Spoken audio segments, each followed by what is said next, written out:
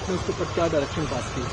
तो जो आज मैटर लगा हुआ था वो सेक्शन 482 का था for quashing seeking quashing of the financial condition only with respect to that.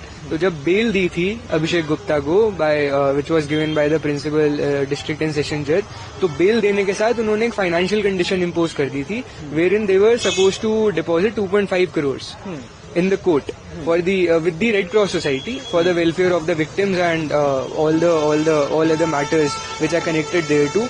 तो सिमिलरली जो को एक्यूज थे, जो लैंड ओनर्स थे, जहाँ पे आईएएस राउज आईएएस रन हो रहा था, उन्होंने हाई कोर्ट में बेल एप्लीकेशन फाइल करी थी और उन पे 5 करोड़ की एक इम्पोजिशन लगी थी फाइनेंशियल कंडीशन की। वो चैलेंज हुई थी सुप्रीम कोर्ट पे और वो हो गई थी स्टे।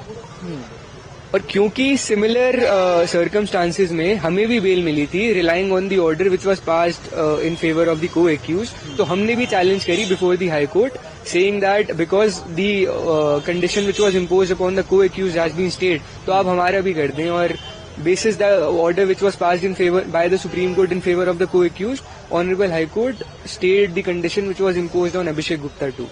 तो ये सिर्फ इस पर्टिकुलर डायरेक्शन के लिए और जो पिटिशन फाइल हुई थी वो was only with respect to seeking quashing of the financial condition. But जो बेल है वो प्रिंसिपल डिस्ट्रिक्ट और सेशंस कोर्ट के पास ऑलरेडी पेंडिंग है और वो कोर्ट सुनेगा उसको। तो जो कंडीशन थी वो आज कोर्ट ने सेटिसाइड कर दिया है। सेटिसाइड कर दिया तो अब कल आपकी इंटरिम बिल पर हियरिंग होनी है। हाँ जी।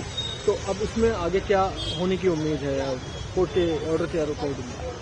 अब वो कोर्ट जैसा सुनता है हम आर्ग्यूमेंट्स अपने पुट फोर्थ करेंगे, we'll put our case forth. But mostly हमें लगता है क्योंकि को एक्यूज को रेगुलर बेल मिल गया है तो और सर्कमस्टांसेस सेम है और केस बहुत ही सिमिलर फुटिंग पे प्लेस्ड है, तो हमें भी रेगुलर बेल मिल जानी चाहिए। तो अब आप कल प्रेस करेंगे रेगुलर बेल के लिए? आपकी एप्लीकेशन मोस्टली हाँ फाइल्ड है, एप्लीकेशन ऑलरेडी फाइल्ड है।